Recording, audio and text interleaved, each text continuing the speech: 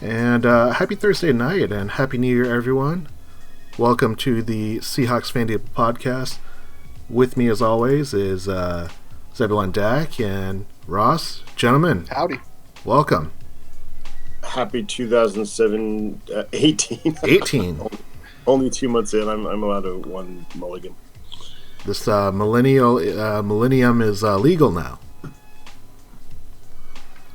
What is? Nothing. Bad joke. Sorry. What's up, gentlemen? We haven't talked for a while due to other things and the lack of Seahawks playoffs. How's it going, guys? I'm still getting over the trauma of no Seahawks playoffs. Yeah. I mean, that's kind of our opener. It's another Seahawks season comes to an end, but for the first time in 6 years, we aren't talking about a Seahawks playoff run. That means that we have a Super Bowl between the Patriots and the Eagles, which is not super exciting, and we got a lot of off-season football to talk about because technically this year is not even done. But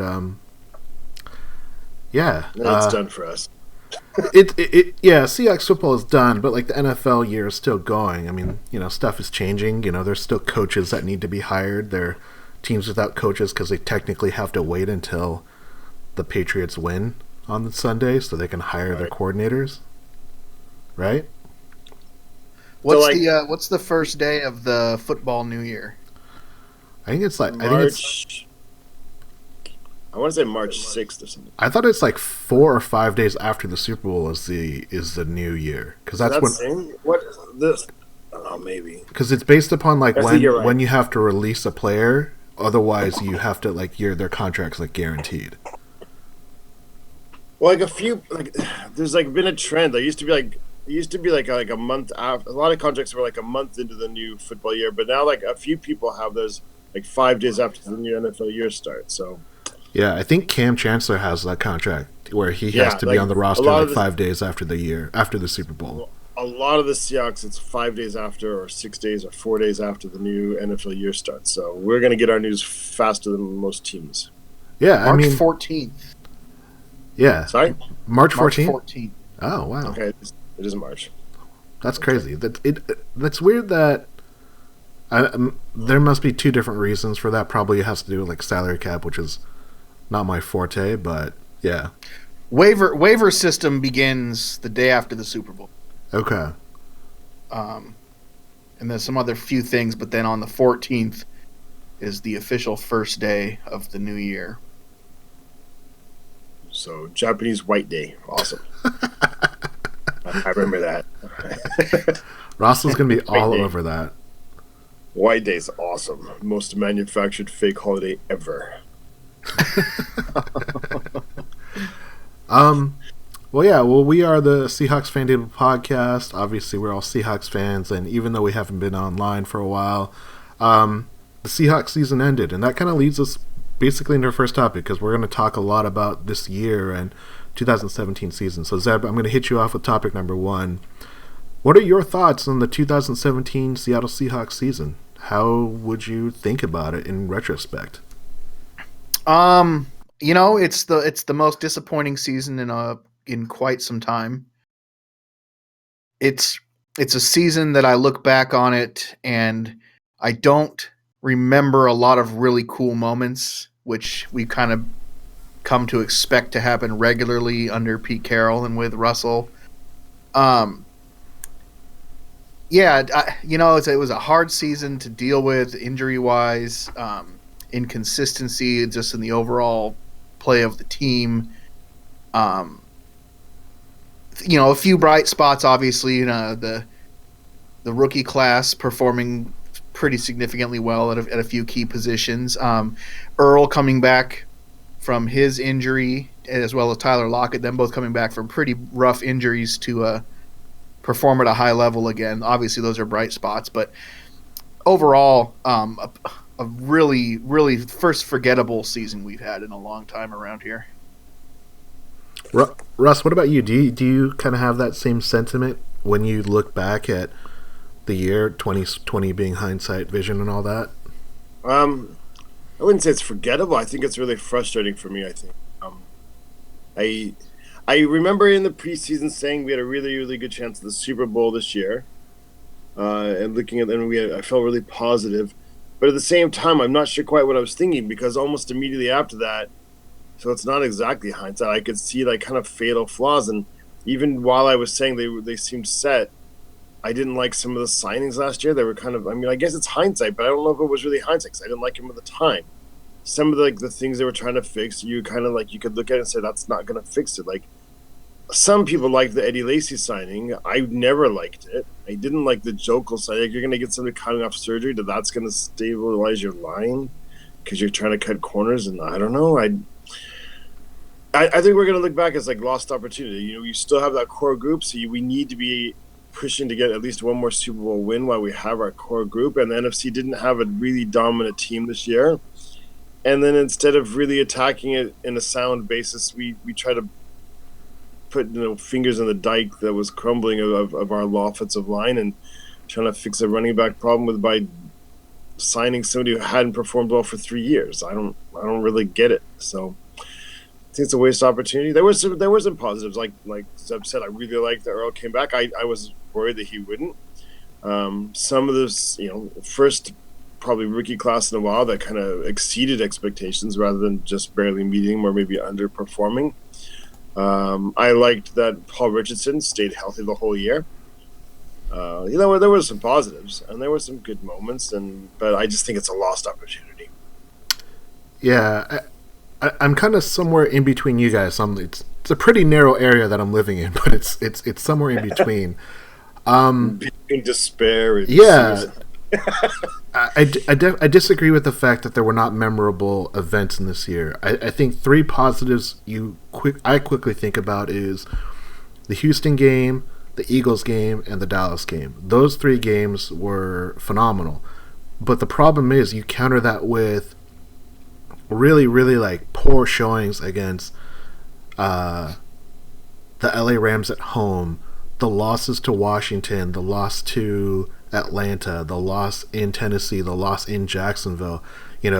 Those all those games were very winnable. But Ross, you alluded to this in previous podcasts. The Seahawks team is not good enough now to overcome their deficiencies. They if they play a perfect game, yeah, they'll beat anyone. But they're not a perfect team anymore. They're not talented enough to overcome that.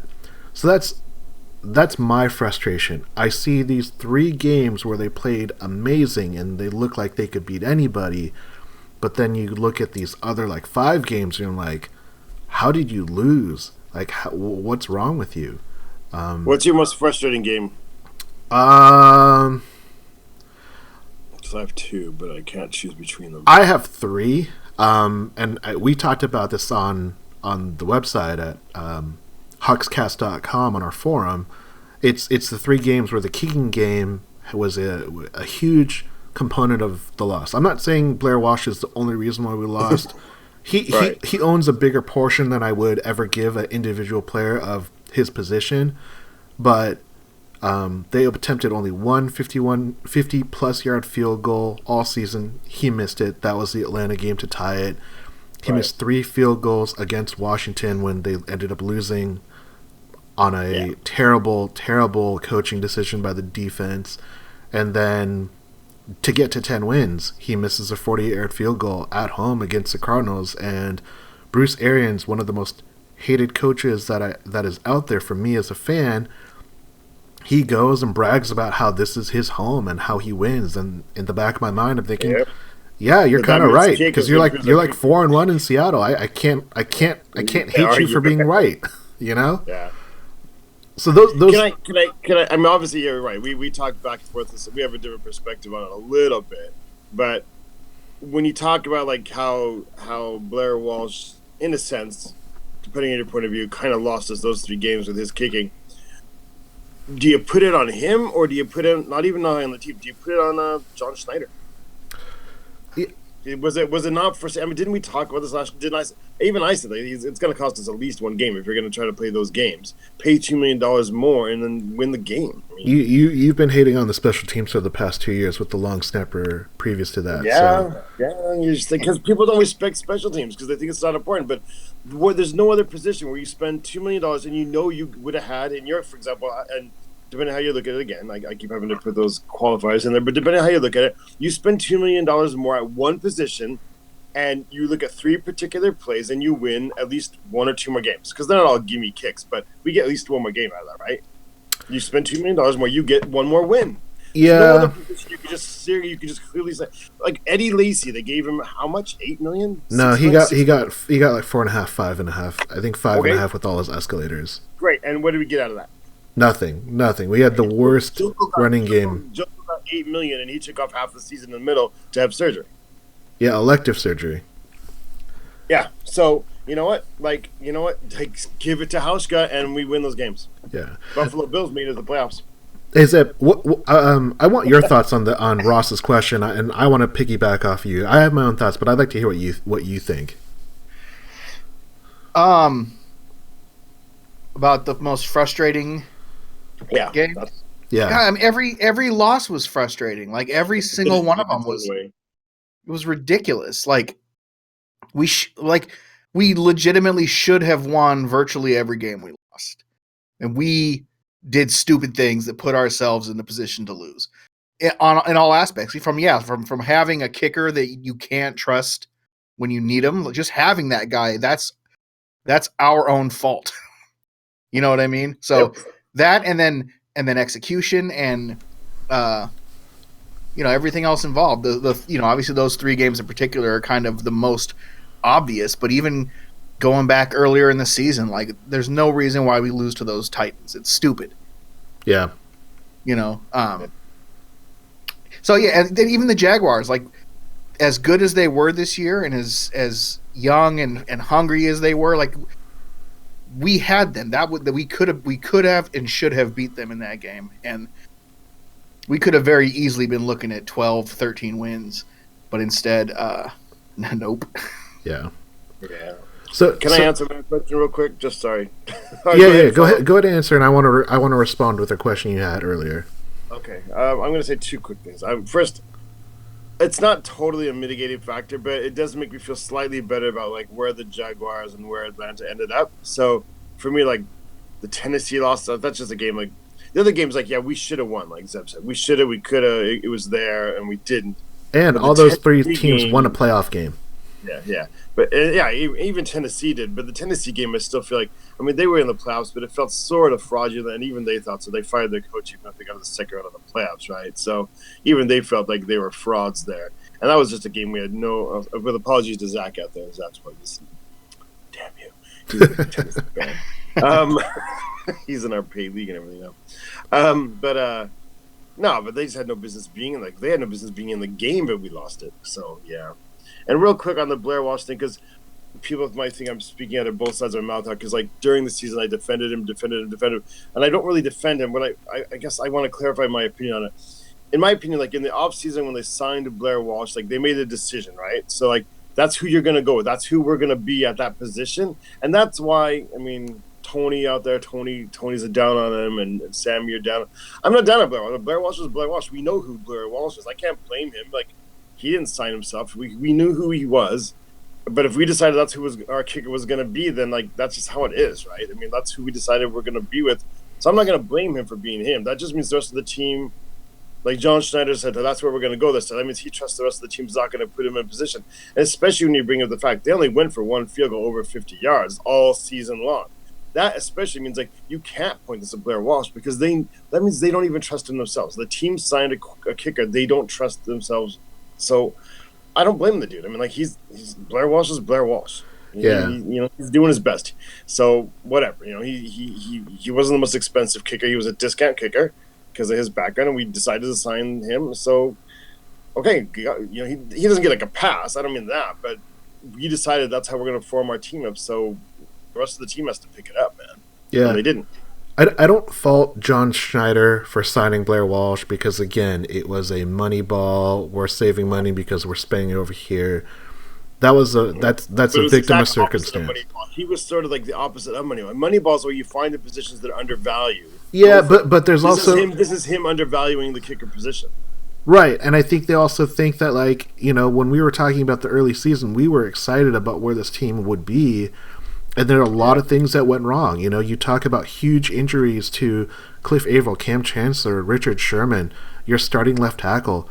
You end up trading for another one. You don't have your draft picks now, and you make a surprise trade for Sheldon Richardson because your top drafted defensive tackle gets on an accident and might be mentally impaired. No one knows. So there's a definite domino effect, and I see what led to that. Obviously, I'm disappointed with the results. And with Blair Walsh, yeah, he was kind of like damaged goods, but if you looked at where he is as a career, obviously he tailed off in the last year and a half. His last half season in Minnesota and this year in Seattle. If he kicked at his career average, which is about 85%, so 13% better than his year that he had in Seattle, 72% is what he converted this year. If he had kicked 85%, meaning he makes like 2 more kicks, and we're not talking about like 50-yarders, just like 2 more kicks. Yeah. That's potentially at least 1 more win in one of those close games that we lost, or it could have been 2, depending on like how you want to throw that out there. Yeah, I get it. I mean, that's a big gamble when you're hoping I just don't think that's where you want to see. It's we're gonna get to it later when we talk about the Patriots. I think, but I think it's kind of common knowledge, and I'm a little disappointed because I thought the Seahawks were a little bit more forward thinking than that. They proved in some ways that just like the rest of the NFL, they value certain positions completely incorrectly. A kicker's you're gonna wheel a kicker out 15 to 45 times a year, maybe more, 50 times a year, and every single time is a chance to make points. You're gonna wheel a left guard out 60 plays a game, but whether he plays well or bad, I mean, it's not gonna blow up points every single time. You really have to value what that kicker's doing. Yeah, and it's stupid because we all have to denigrate the kicker, but every time he's on the field, it's points or not points. So why is that the position you're going to undervalue and mock constantly? It's the way the game's set up, man. You got to be smart. But if you talk to Pete Carroll, you talk to John Schneider, I'm sure they're saying they didn't undervalue it. They thought that he would return to form. Yeah, but there's no reason to think that. We call it the halo effect. Like you're not in management of like normal employees. You shouldn't overvalue what they did most recently. But players like kickers, you should, because like people change throughout their career. Athletes change throughout their career. You value most recent seasons, not the rookie season. Well, I'll give you a perfect example that the opposite effect happened. Stephen Hauschka had an amazing year in Buffalo, in an outdoor stadium, in terrible weather half the time, and he kicked like 5 50-yard field goals and made four of them, I think. In Seattle, he didn't have a horrible year. He mostly had a horrible year with the extra points. He was making the field goals. But he only attempted 1 50-yard field goal in his last year in Seattle. Yeah, I don't know. You can say, I suppose. So maybe you don't even go after Hauschka. Yeah, I don't know. Like it just seems like a person like you've never seen Hauschka simply have the yips though, and you've seen that. I mean, like I don't know that Arizona tie game. That game really hurt. Right. But let me put it this way: Hauschka never kicked so bad that he got cut, like mid-season. Yeah. And you're signing somebody who did like it's kind of ironic. Like of all teams that would sign like Walsh, we're gonna be like we've seen the worst he can do. Yeah. Well, I think it comes back to this 2017 season. And Zeb, I want to get your last thoughts on this before we move on to topic 2. 2017 is all going to be about frustration and what ifs. What if Richard Sherman doesn't get injured on a Thursday night game? What if Cliff Averill and Cam Chancellor don't get these weird stingers that knock them out for the whole year and potentially their career? What if Seattle doesn't lose vital players at left tackle? What happens if we have Chris Carson for the whole year? Like those injuries alone, I think that weighs on me more so than anything else because you can't avoid injuries, but it's also really difficult to try and project the team that you want to be when you have a cast of players that you feel like, hey, these are my guys moving forward, and then all of a sudden a huge chunk of them just disappear?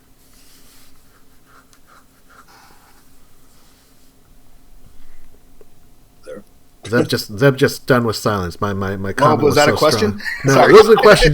I just wanted your final thoughts on 2017. Yeah, I think that in general the injuries were just too much to overcome.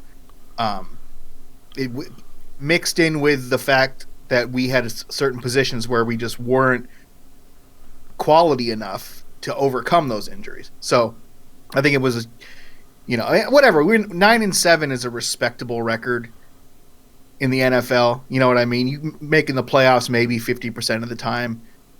Like if you're a Cleveland Brown fan, man, like 9-7 is like heaven.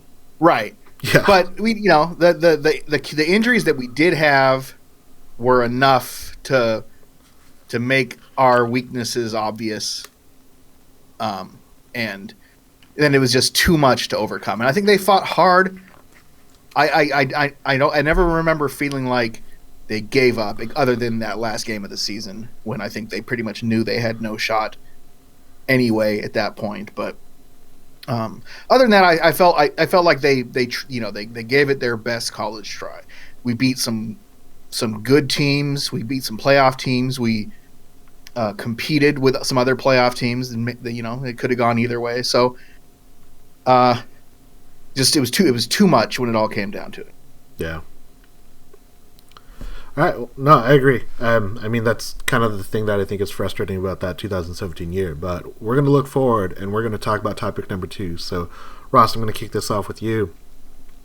After the new offensive and defensive coaches, what are the changes should the Seahawks fans expect? And talk about the new coaches, because, Ross, you've been more vocal about the offensive and defensive coordinator, I think, a lot longer than either Zeb or I have. What are your thoughts, and what should we look forward to? We lose Ross? We may have lost Ross. All right. We may have lost Ross. So, Zeb, why don't you tell me what your thoughts are about the coaching staff and what other changes we should expect? Well, and I'm back. Oh, there he is. Sorry, I got a phone call. No worries. Straight through my... Yeah. Oh, you couldn't do nothing. Nothing you could do about it. Ross, we'll kick it back to you. What are your thoughts about the new changes at the coaching staff, and what other changes do you think fans should expect? Wow, that's it's a big sigh. All season long, I think that was my number one thing. I think for 2 years I've been talking about we need to change Chris Richard because the changes, the stamp he put on the standard off the defense we have weren't working, and they made us more predictable, and they got rid of all turnovers, and we couldn't get big plays, and it was a pretty notable change, right? Once he took over. I mean, maybe it's coincidence, maybe the whole league just caught up to us at the same exact time, but I doubt it because other teams now are playing the Seahawks defense. So I just think his new wrinkles that he put in, it didn't work, and he needed to be gone. And so I'm really, really excited for where we're at now. And offense, I wasn't on the fired Bevel thing back when the Super Bowl incident happened, but again last year, I mean, like, you can't play every game only half a game on offense, and that's how it was. I mean, it's for 2 years, but especially this past year, like literally almost every game we only played one half of football, and you can't expect Russell Wilson to score more points in one half than every other team's going to score in a whole game. So you have to go. If you don't know how to get the offense going, an offensive lineman, I mean, the buck stops with somebody. If you're going to be the offensive line guru, and we don't have an offensive line for so many years in a row, you're going to be held accountable, so you need to go. Hopefully they're going to go for the simplified scheme a little bit and a more mature offense, and we'll see where it goes. I'm really excited for who they brought in, for the most part. I think we're going to see a kind of a reinvigorated thing. The people they're going to bring in are going to they're going to be pretty excited to work with Pete Carroll because Pete Carroll's had a lot of success for years, and so they're going to adopt to his system. But they're also going to put their wrinkles in. But I think where they're coming from, better chance adding cooler wrinkles. And I don't know. I'm expecting next year to see kind of go back to what we were used to seeing with more interceptions, more turnovers, more attacking on defense. Not a react defense, but an attack defense. On offense, I don't know. It's only going to be the second coordinator Wilson's ever seen, so we're excited to see what a new person can do with his new toy called Russell Wilson. Yeah. Zeb, what about you? Well, you know, my philosophy on coordinators as a fan has become, it's really easy to blame those guys, and that's, I think, you're kind of semi-knowledgeable fan will go to that real quick. Oh, it's the coordinator's fault. We need a new coordinator. In my opinion, I want Pete Carroll, I want our head coach to have the coordinators that he wants. You know what I mean? Like, I want him to put the guys that he believes are gonna exercise his vision in place. I'm not going to call for a firing of a coordinator personally. If Pete Carroll's not going to fire the guy, I'm not going to go on and on about wanting him fired, because I believe in Pete, so I believe in his choices for coordinators. Now, obviously, over the past 6 or 7 years, we've all kind of seen what Bevel's limitations have been, and what he has some pretty glaringly obvious weaknesses as an offensive coordinator. And then to me, the drop off from Quinn to Richard was palpable. You could just feel it. You know what I mean? It was obvious. So, in my opinion, I'm glad to see those changes made, even though I don't necessarily feel like as strongly that it's, with Bevel in particular, that it's his fault that things weren't working out right. But I'm glad to see the change. Now we're looking at the new guys coming in, and hopefully it's for the better, but it's also could very well end up being a case of be careful what you wish for. We could very possibly find out that Schottenheimer is not an improvement over Bevel, and that would be very frustrating. So I'm glad to see the changes made. I hope that they are positive and that things improve in the aspects where we struggled the last few seasons. As far as what other changes fans should expect for 2018, I don't know. I'm not sure how much different it's going to be. It's easy to assume that we're going to come in with a whole new philosophy and a whole new plan, and that we're going to see a lot of change in player personnel, that we're going to make some trades and do this and that. But at the same time, it's also quite possible that we go into next year looking very much like we have in recent years. And hopefully, if that's the case, they'll have made the change that they have made will be enough to get us back up to that next level. Yeah. I really want to highlight what you just mentioned, Zeb, is that if you get the coaches that Pete Carroll wants, and they are guys that can complete his vision, that seems like a recipe for success. So I look at Ken Norton Jr. as the new defensive coordinator, look at Brian Schottenheimer as the new offensive coordinator, and those guys, they're not super sexy. Coordinators should never be super sexy, because if they are, they should already be a head coach.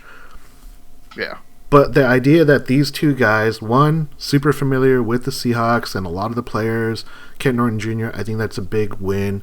There's something to be said about that kind of familiarity. But on the Brian Schottenheimer time, what I think that is that's a callback to the kind of offense that they ran in 2012 and 2013, establishing a run, heavy play action. Those are the kind of things that I think the Seahawks want to go back to, as opposed to saying, like, all right, well, we haven't scored in the first half, so let's just have Russell Wilson chuck it down the field 100,000 times, and we'll get us a bunch of points, and then we'll make it close. I don't think that's what Pete wants. I don't think that's what the Seahawks wants. It's exciting for fantasy fans, but I don't think that's really what we need. And it's not to say that you can't have a combination of those two, but I don't want Russell Wilson to be 30 4 out of all of your 35 touchdowns. That's just absurd to me. You know? Yeah, it's too much. It's too much to ask of one person. Yeah. So that's what I think about the new coaches. I think it goes back to saying, like, this is Pete's team. This is his philosophy. We're going to go back to that with guys that can do that can implement that. Yeah, Brian Schottenheimer hasn't had like a huge sexy record every place that he's been as a coordinator or a QB coach, but this is not a new team. This is not a young team. You don't have to like build it up from the ground. It's established offense with established veterans. We're a veteran team now.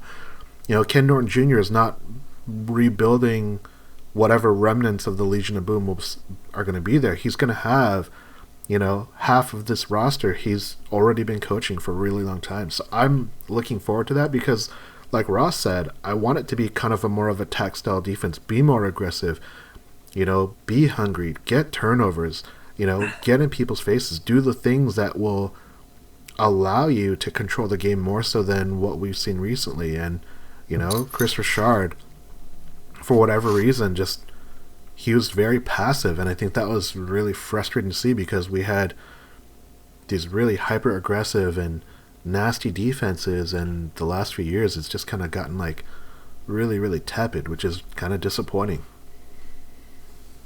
Not to interrupt you, but when you have Earl Thomas, and he was playing at, I think, the best level of his career last season, but you don't put him in a position to have the impact he could potentially have.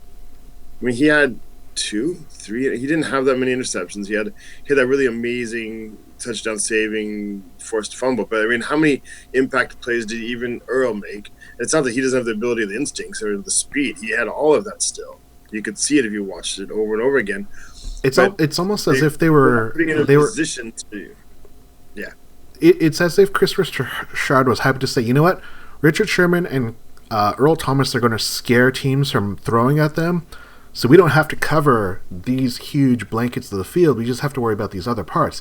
But they were so bad at covering those other parts that we just didn't matter. Like, okay, yeah, don't throw to Richard Sherman's side, but you're throwing to the other portion of the field that Richard Sherman can't cover. Right. And you're not going to throw deep on Earl Thomas. You just throw underneath. And it just like, okay, yeah, on a 3rd and long, well, they're going to find like the tight end up the seam because they can't put the right guy on a tight end, you know? Yeah. It was a very concerned. I mean, I think you're exactly right on part of that. I mean, he knew.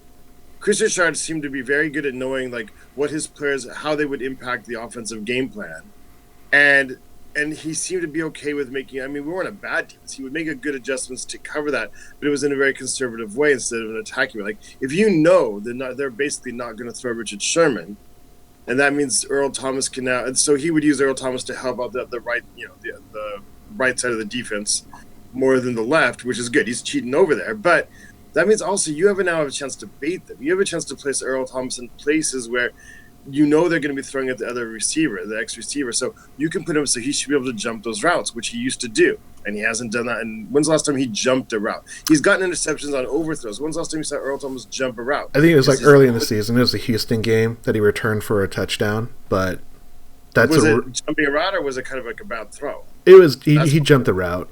Yeah, okay, so there's one. Maybe there's that. But it doesn't happen like it used to. And no. Or again, like you were talking about, if you know you're forcing them because of your personnel to throw underneath, then we can position Bobby Wagner not purely just to make the safe tackle every single time, and that's why his tackles went up immensely the last couple of years. And and that's a great thing too. He's a secure, awesome tackler. But he's also an athlete who can make amazing impact plays in coverage. So use him that way. Yeah. Instead of just putting him in a position 2 yards deeper to keep, and of course, keep everything in front of you, keep everything in front of you, but also get the interception, and you should be able to put pressure on the offense, like in how you're calling your coverage schemes. And I didn't see it. Yeah.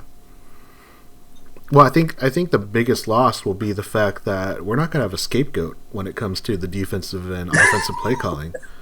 I don't know. I don't know how we're going to handle that. We're bad for 3 years in a row. I mean, eventually people are going to start. They started this year. People are eventually going to move on to Pete Carroll. Yeah. The thing is, if we do continue to decline, then we're going to be back to what Zeb said. Is like maybe it wasn't even the coordinators. Maybe it really wasn't. Maybe it actually is at this point. Maybe our scheme overall. Maybe Pete Carroll's scheme is kind of old now and stale, and maybe he should be moved out. Right now, we're kind of assuming that's not true. That's just implementation and the wrinkles put in by coordinators. But the NFL it does seem to move in the NFC anyway. That's what the NFL is. That's what makes it a fun league to watch. Is that it's hard to stay at the top, unless you're the Patriots, which is so really... in the NFC there's fluidity, and the AFC I don't know what the hell to do. Yeah, you've had 17 years to catch up to the Patriots, and you can't do it. Come on, yeah, what are you guys doing? All right, well let's turn it around. We'll talk about the positive side of things, and we're going to talk about what we did with all the Seahawks free time. So topic number 3 is the Homer Corner. Zeb, what did you do with all your Seahawks free time since there hasn't been a Seahawks game since the last Rams-Seattle game, or Arizona-Seattle game? Well, I watched a lot of playoff football, which is one of my favorite things to do in the world anyway. So, like I'm sure I've mentioned this before, but as much as I love Seahawks football, I just love professional football. I love NFL football, and there's little better than the playoffs in the NFL. Those 3 weeks are easily my 3 favorite weeks, and there's even that obviously if the Seahawks are in it, it's even better. But there is something to be said about that kind of stress-free.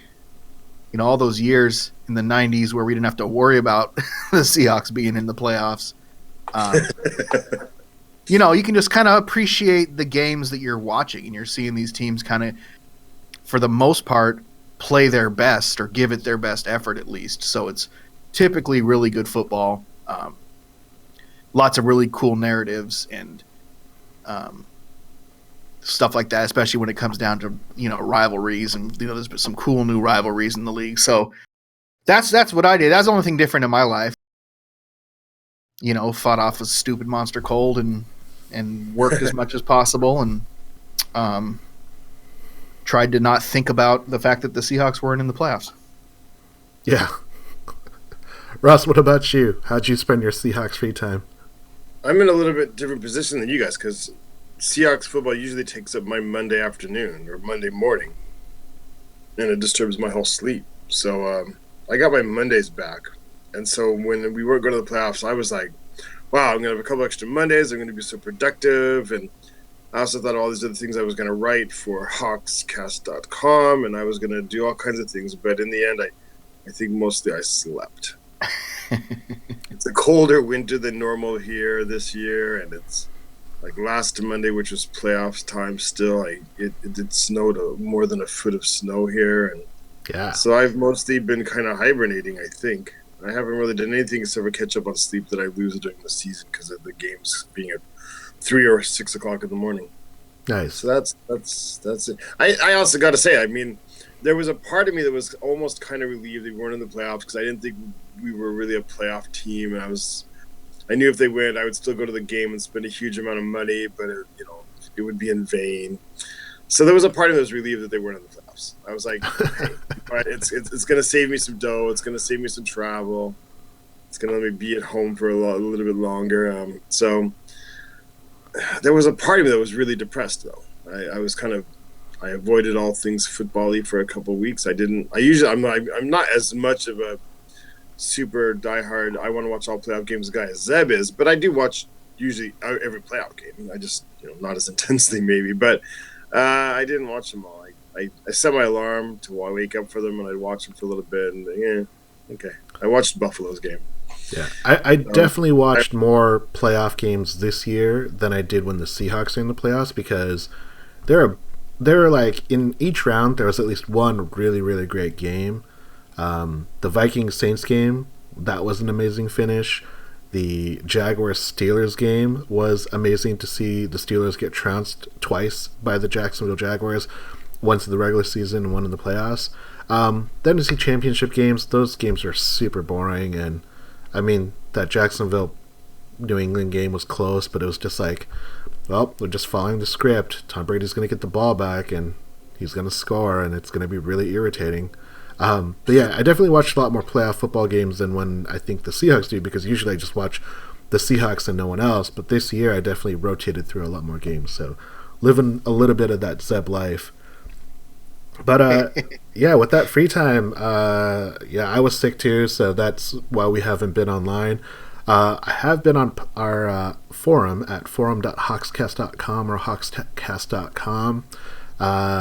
Non-sports have been very interesting. If you noticed, the title of our podcast today is called State of the FanTable, to give you a little bit idea of other things you can find at our website. Go to hawkscast.com and talk about it. But mostly, there's this little movie called Star Wars that came out that I was really excited to see. Don't want to go into depths about that. I don't know if you guys have heard about it. But they came out with another movie, and that one has been pretty time occupying. I got to see it a few times. I'd like to see it a few more, but I heard Han Solo died. Yeah. I was a little disappointed I didn't see him in the new one. I thought he'd come back, but I guess that's not the way their movie works. No Force Ghost Han. Yeah, but in all honesty, it was definitely a very weird feeling to not have Seahawks football, because for 5 straight years they've won a playoff game, moved at least to the divisional round.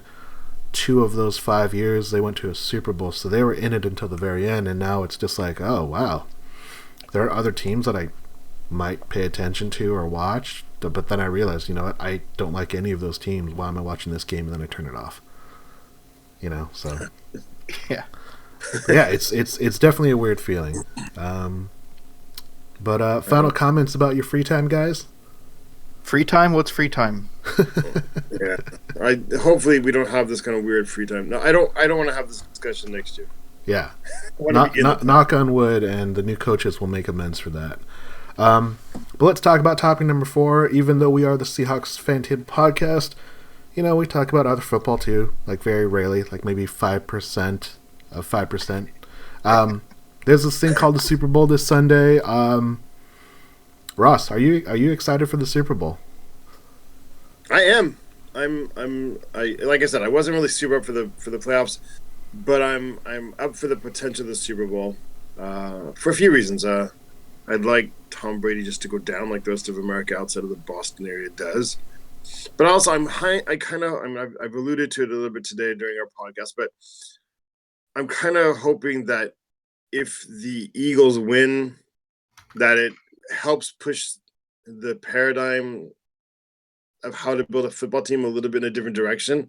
Right now, like, everybody's been following the same example since like Peyton Manning. Like, you have to have a quarterback, you have to have like a super awesome quarterback, and then pay him as much as you want because the rest of the team just kind of only semi matters, and maybe build a good defense, and that's how you get a Super Bowl. But both teams in the NFC Championship game were starting their backup quarterback. There are other ways of building a team. Everybody called me insane a couple years ago when I sort of questioned maybe even whether you should pay Russell Wilson, because that didn't seem to really go with how Pete Carroll really wants to play football. And I kind of questioned the idea whether you have to absolutely automatically always have a franchise quarterback. If you can have a good quarterback, but spend the money in other effective areas. I don't know. But I don't know. Maybe I'm delusional, but I just think that there's a chance with the way the Eagles are playing that there's a bit of a people will see that there's more than one way to build a football team. But if they don't win, it's like the movie Moneyball, where like if the Oakland A's don't win everything, people are going to totally discount what they did. They didn't, so people semi-discount. Well, that's stuck around somewhat. But the Eagles also, everybody hates the Patriots, and I hate them just as much, although I respect the heck out of them. But the Eagles seem to have like the right recipe, I think, to potentially beat them. Like, you can't take one thing away from their offense. You can't really stop their pass rush because they've got 6-7 different guys they can rush with. So I'm looking forward to it. Yeah. Zeb, I know you're excited, but I'll just ask you anyway. Are you excited for the Super Bowl? Not really. Like, I'm about as excited as I have been for any other Super Bowl the last 15 years that didn't include the Seahawks. When I was a kid, I was excited for every Super Bowl. I knew the Seahawks weren't going to be in it after about week 10 or 12. But I loved it. Yeah, I loved watching the Super Bowl. I didn't care who was in it. I didn't have teams that I hated back then, so it was easier. Now that I have teams I hate, there's a few Super Bowls here and there that I'm not excited for, like anything with the Steelers or the 49ers. Just not interested. Don't care. I've never not watched, but I've stopped watching halfway through. Yeah. But other than that, yeah, I mean it's another Super Bowl with the Patriots and an NFC team that's going to give it their best college try and probably fall short.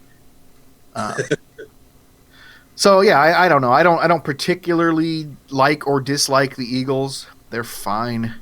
Yeah, they're fine. They're a fine team. We beat them, so we'll always have that. If they win it, we beat the Super Bowl team that year. Whatever. I don't know. I'll watch it. Hopefully it'll be a good game. That's my biggest thing is that I hope it's an entertaining football game. I hope they show the Han Solo trailer during it. Yeah. And I hope that I don't have to watch the stupid halftime show. So those are my three biggest things about it. Yeah. I don't know where I am. I don't know if excited is the right word. It's a Super Bowl. I'll watch it. But I'm not going to give it all of my attention. I'm going to go to a buddy's house, the guy that does our music, Dustin Brown. So going to hang out with him. It's a Super Bowl. It's still a fun event. Outside of the last couple of years, most of the time they're blowouts. So it'll be interesting to see if that holds true. I'm hoping that the Eagles win, but I would actually love it if Tom Brady loses, meaning that he's the reason why they don't win the game. That would be awesome. Just because. How awesome would it be for him to throw like a pick six with a game on the line? I was actually hoping for that last year at Atlanta, 2 times at the goal line, like pick it off, and Atlanta just couldn't do it. But can only hope for so much. But yeah, it's a Super Bowl, but it's definitely not as exciting. I think if it were like really weird, kind of non-traditional teams, if it was like the Vikings and the Jaguars in the Super Bowl, I'd be like, oh yeah, I really want to see this matchup. I really want to see where this goes. But nah, that didn't happen. So we're stuck with the Eagles Patriots. We are. Yeah. I mean, I like the way the Eagles team is put together, so I'm kind of into it. I don't like the Eagle fans. I don't like Philadelphia in particular, but I dig their team. Yeah, I mean, they're outside of LeGarrette Blount, I can't think of anyone on that team that I find to be irritating. I like Chris Long. I like Carson Wentz. LeGarrette Blount's probably like my favorite guy on that team. Really? He's a jerk, but he's an awesome. I mean, like I've always wanted him. I never understood why we didn't get him as our second Marshawn Lynch. I've never understood that. Yeah, that's what I think. That's what I wish we would have done as well. Yeah. Is it just too obvious a case, or is I don't get it. I think it's a mutual interest thing. It has to be. Yeah, maybe I don't know. He went to school in Oregon, is that right? Correct. So he's not even like he's not anti-West Coast team. And it's not like the Seahawks are afraid to take a chance on like some questionable character guys. I don't get it. He got suspended for an entire season for punching a guy. Yeah. And he got booted off the Steelers because he was smoking weed with Le'Veon Bell. Well, he sort of manufactured that as well too, because he knew exactly where he'd go back to the Patriots. So yeah, I mean it worked out for him, but Yeah, I don't know, man. I don't want to hang out with that dude, but I want him on my football team, if you know what I mean.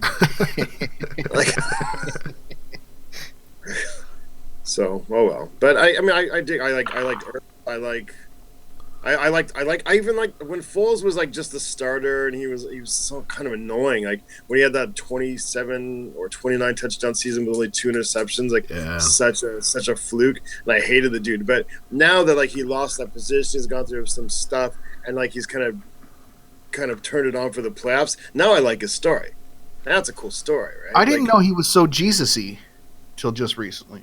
Dude, like 1/3 of NFL quarterbacks are super Jesus-y. Yeah, I didn't know he was one of them. I thought he was like, I don't know. I thought he was like Napoleon Dynamite. The one quarterback that I know that is not super Jesus-y is Aaron Rodgers. He is not. I don't think Tom Brady is either, though, is he? No, Tom No, Brady's like the temple of Tom Brady, so. Jay Cutler, I really doubt is. I don't know anything that Jay Cutler can get excited for in the first place, so. Fuck, dude. The opposite. I don't want Jay Cutler on my football team, but I'd go out with that. I'd have some drinks with that dude. Oh yeah. In a minute. I think he's like one of the most misunderstood people because he doesn't play the game right. He doesn't know how to be an NFL quarterback because you have to play the game to be an NFL quarterback. But I dig that dude. He's okay. Yeah, I just like the meme smoking Jay Cutler. It's the best. Yeah, there's that too. Yeah. But that's our topics for today. So we got some predictions here. So Zeb, I'm going to hit you off with a couple of predictions. We don't have any fan comments or no updates on fantasy. Fantasy's over. It's been done for a while. So we're just going to do some predictions.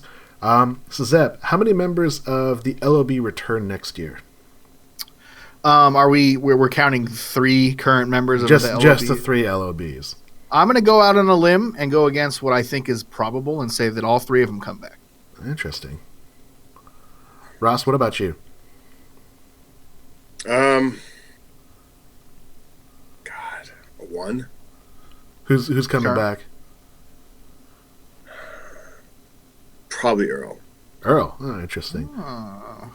I'm thinking 2 of them come back. I'm thinking Sherman and Thomas. I think Cam, unfortunately, his career is going to be done, and the Seahawks, based upon I think the language of his contract, they're not going to let him hold out and say, like, "Oh, I'm going to just rehab and see if I can come back." I think they're more inclined to cut him because they'll need the cap money, which is really disappointing because I'd really love all of those members of the guys. They're so instrumental to our success. And it's a conversation that Ross has been really struggling with is we shouldn't pay him because you're not going to get him for the full year. Even when he does play and he plays at a high level, you're not getting 100%. You shouldn't pay for that. So I wasn't going to bring it up, but for 2 years I've been.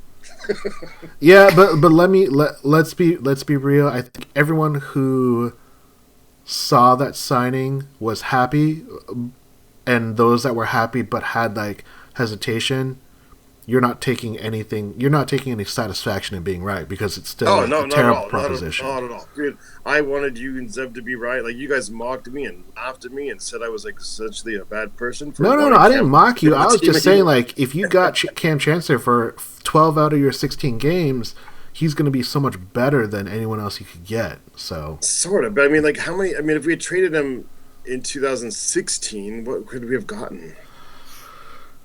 I mean, that's 2017 I don't know. in microcosm. That's like if we'd ran Marshawn Lynch at the 1 yard line in the Super Bowl, what would? Yeah, I mean, right, but it's not hindsight. I said it at the time. It for 2 years. I was like, you don't want to keep signing this dude because look at how he plays. And the first time I think I literally said the first time he has an MRI, whether it's for that or something else, as soon as they have an MRI, they're going to find something in him and they're going to say shut him down because there's no way you play to 30 years old playing the way he plays or 29 years old, the way you play and not have some things wrong with you.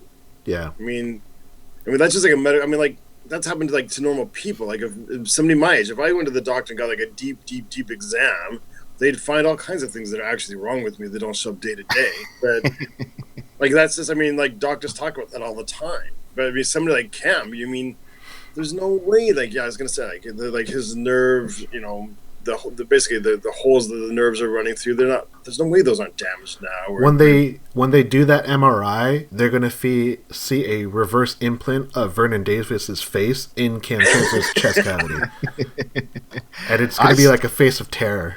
Just like I still hope he comes back. I hope he comes back. I still would rather have him for the time we can than trade him away for the unknown. You know what I mean? I'm like you, Zeb. That's what I'm hoping for. I don't think it's going to happen though. I'm surprised, Sammy, that you want Sherman back completely because I think I read you were talking about something somewhere that I think that was you who wrote on Hawkscast.com about like needing players who completely buy in again. And I think one of the problems right now is I don't think Sherman completely buys in anymore. No, that definitely wasn't me. I could care less. No? He's one of my favorite players. I'm totally happy to be Sherman back. Hey, don't misunderstand me. He's one of my favorite. Even if he actually goes to the team, He's one of the teams like I will go and watch that team on purpose because I love how he plays the game. I love him, but I do think that based on some comments, I don't think he completely buys in anymore. I don't think it's even a question. I think a lot of that though. Result. A lot of that What? for the short term, you can salvage because you brought in a new coordinator on offense and on defense. The fact that the True, ghosts of the past aren't there, You get the feeling he and Ken Norton would get.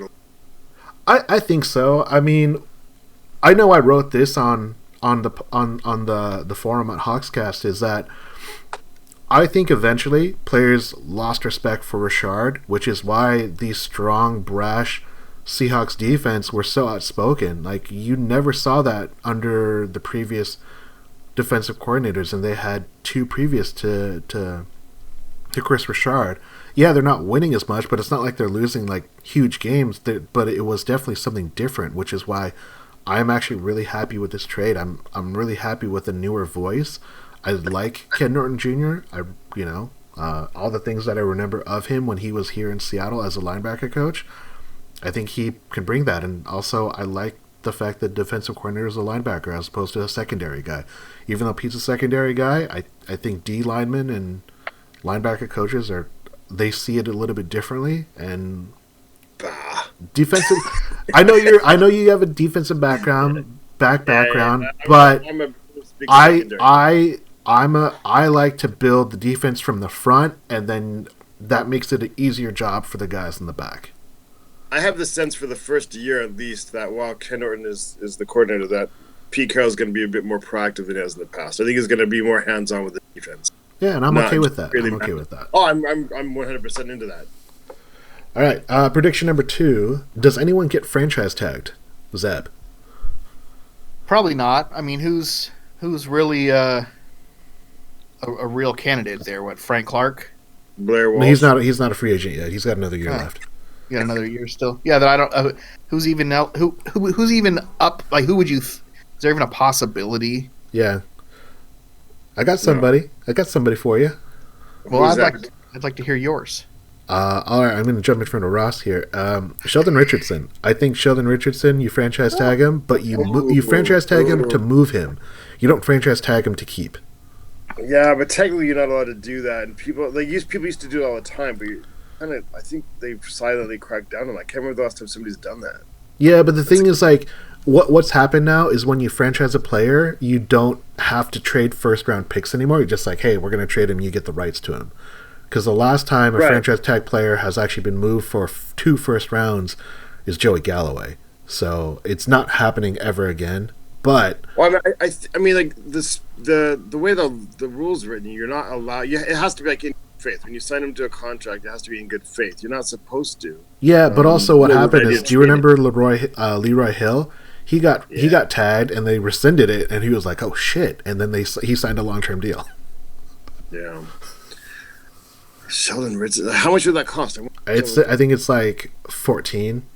12 billion. 12 to 14, somewhere in there for defensive tackles.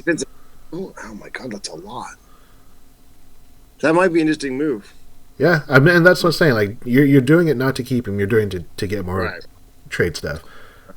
I want to know whether we're getting our defensive tackle from last year back. Is that guy brain damaged? Is that the deal? I'm pretty much lost on him. I don't know what else it could possibly be, because the guy, I mean, he was during the season, he was arrested in Atlanta, right? Yeah, he was drinking, and it was just disorderly conduct, I believe. But how can he be out drinking in Atlanta but not be able? I mean, like, what's wrong with him? Like, okay, I can't even think what's wrong with him. You crash your RV, what's it ATV. Called? There you go.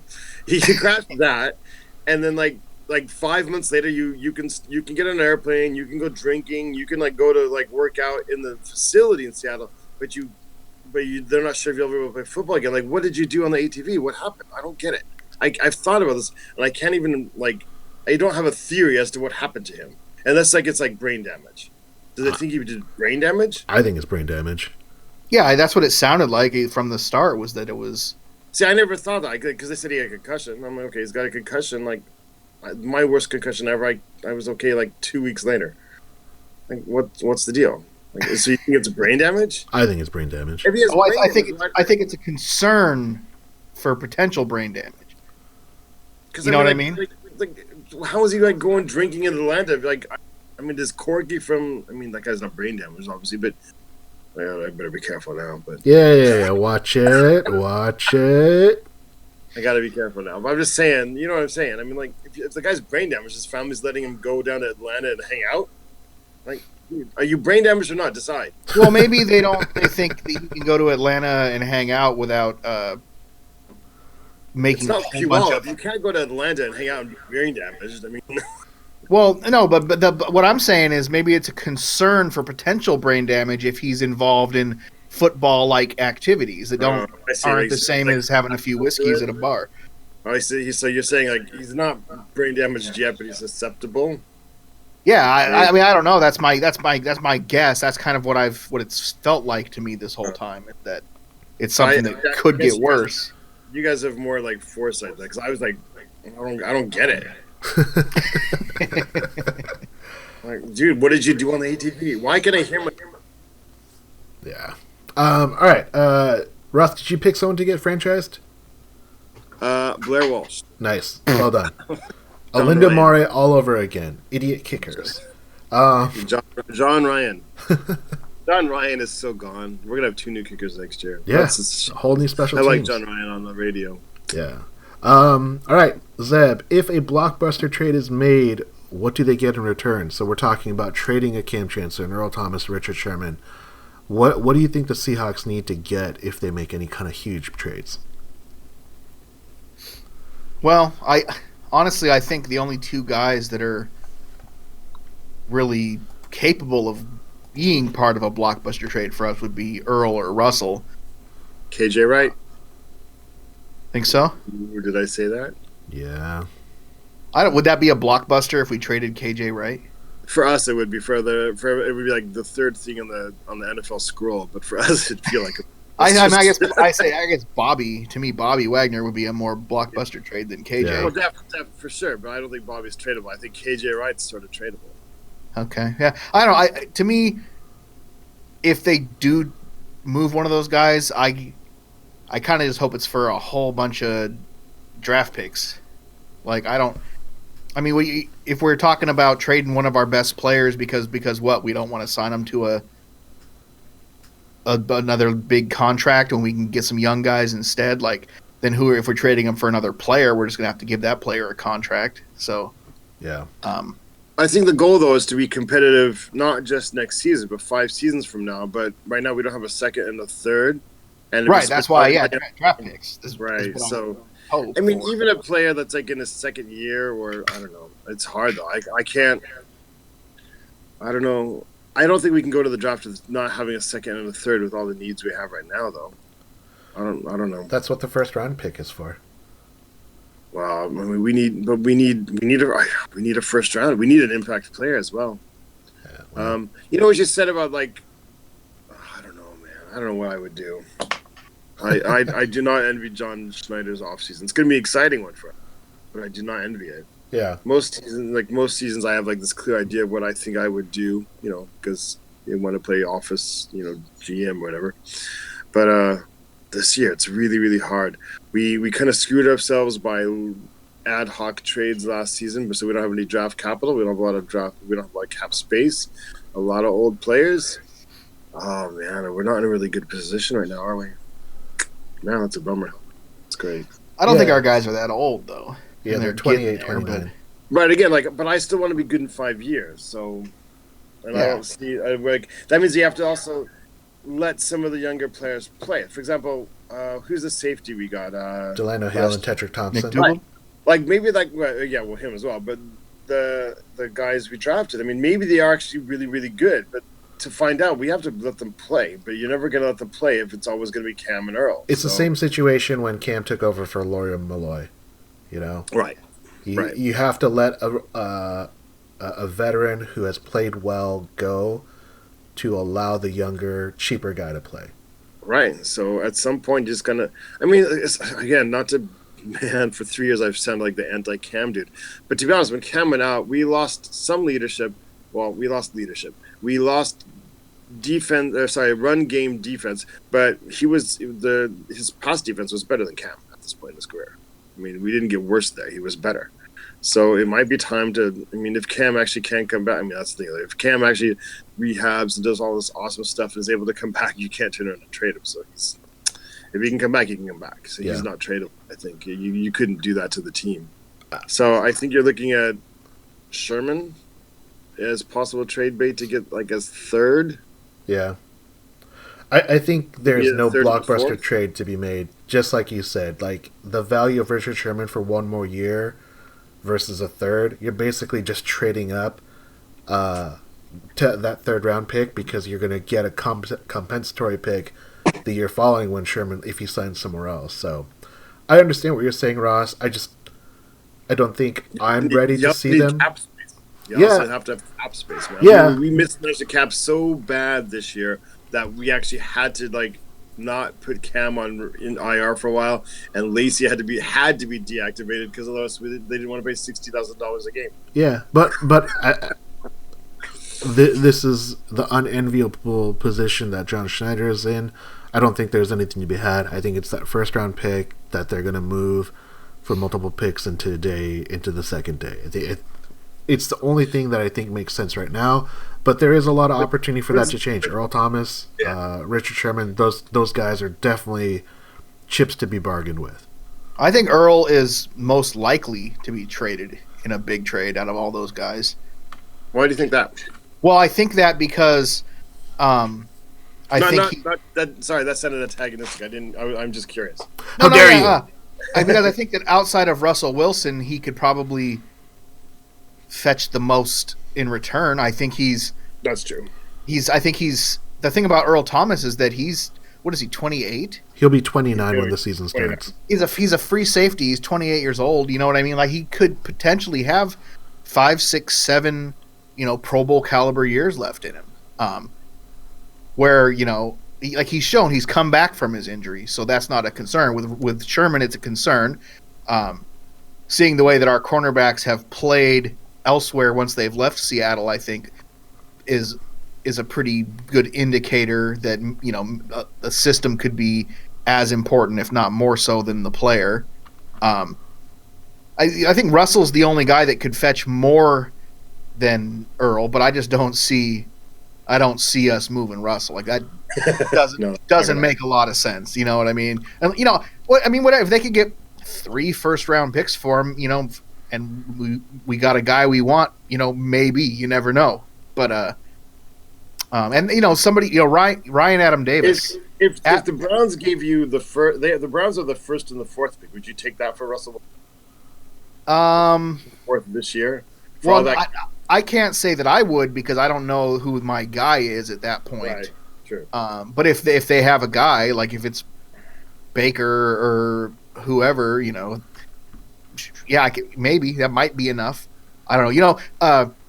At Ryan Adam Davis brought up a good point the other day that he thought that Earl was miserable playing out there without Sherman Cam. And well, then he needs to get over it, man.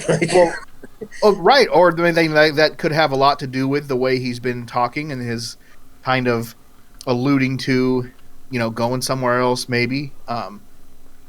If he's not happy and he wants out, then I think that also obviously makes it a lot more likely that he's the one to go. So yeah, that makes sense. Go ahead, Sammy. All right, well, that makes sense. We got 2 more questions, and we'll make them a little simple. So, this one is only out there because there are crazy people in the world. What are the odds that Russell Wilson is on the team next year? In betting terms, what's the best odds? 2 to 1? No, like 100 to 1. I mean, 500 to 1. Wait, that he's on the team? 100 to 1 odds that he's on the team? Yeah, he's on the team next year, like this coming season? Like, yeah, in the 2018 season, because apparently people want to move him.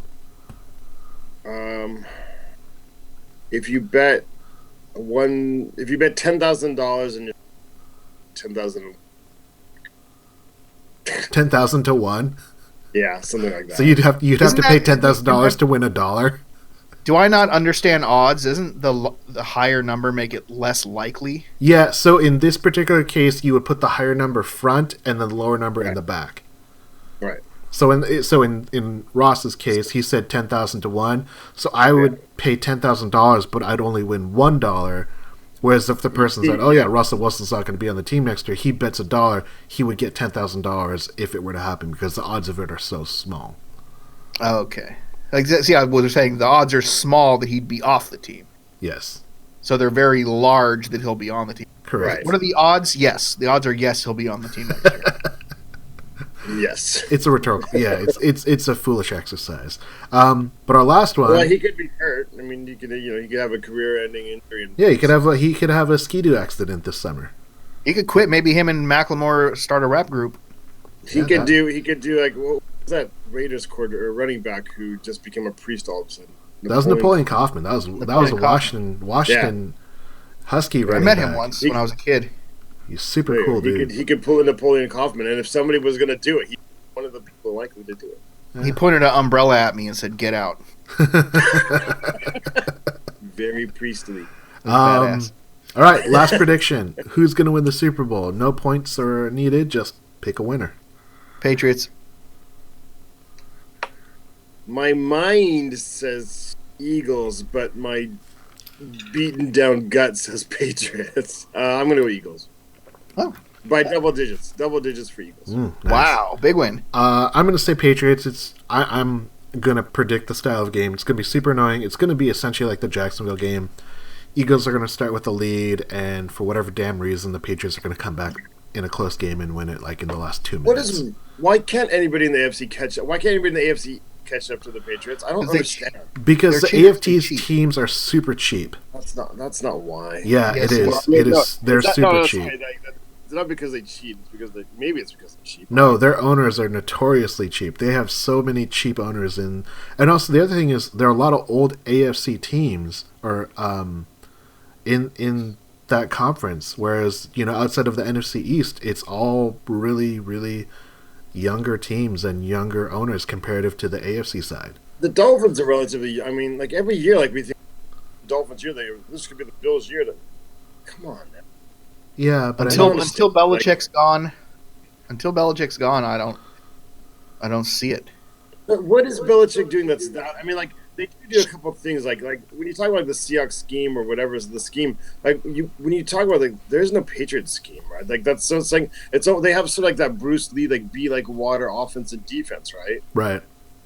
So I guess that's part of it. So why doesn't anybody learn? I just think they cheat. I think that's it. They cheat every game. Yeah, they cheat in every aspect. They're just cheating all the time. They have to have figured something out. That's really all I can gather. Figure something out.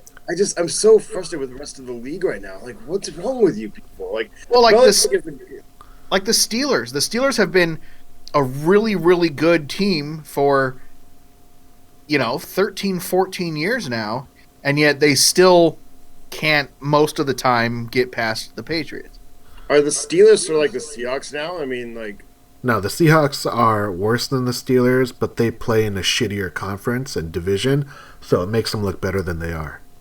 Because, I mean, like, our histories are pretty similar for the past 13, 14 years, like Zeb brought up. Yeah, I mean, but it still sounds actually pretty good. We've been to, like, 3 Super Bowls in the past 13 years. That sounds pretty awesome. It is pretty awesome. And so have they, right? Is it the same 3 Super Right, Bowls? yeah. Oh, I think they might have even been... Yeah, I think they've been the same number. They've won 2. They won 2 of them. Yeah. And they have their 4 or whatever from yesteryear. From the 70s. From the 70s. They're really proud of still, which is fine. Yeah. That's cool, man. I'm proud of that, participation trophy I got in first grade. Yeah. On my wall. Totally. I ran like a 3-mile thing in 3rd grade. I think I got that medal somewhere.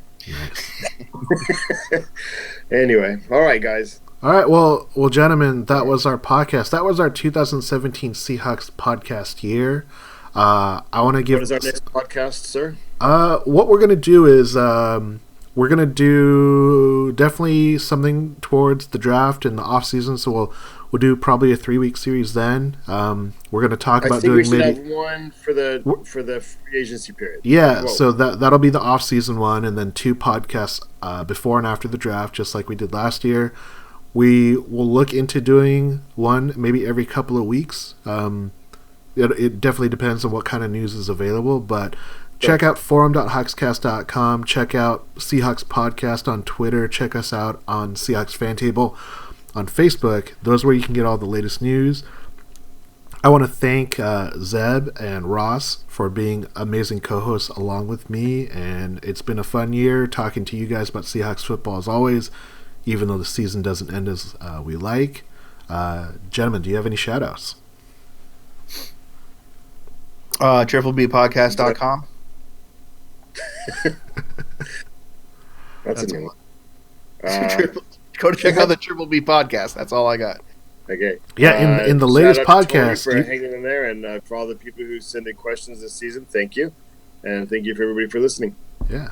And thank you, Sammy, for masterminding the whole thing. It's just clicking buttons, super easy. But we are the Seahawks FanTable Podcast. Check us out on Twitter at Seahawks Podcast, on Facebook at Seahawks FanTable. Check out our website. Even though it's the off season, there's a bunch of stuff that you can read. Create a post, lurk around, give us feedback. We'd love to know what you think. But gentlemen, thank you so much, and go Hawks. Go Hawks.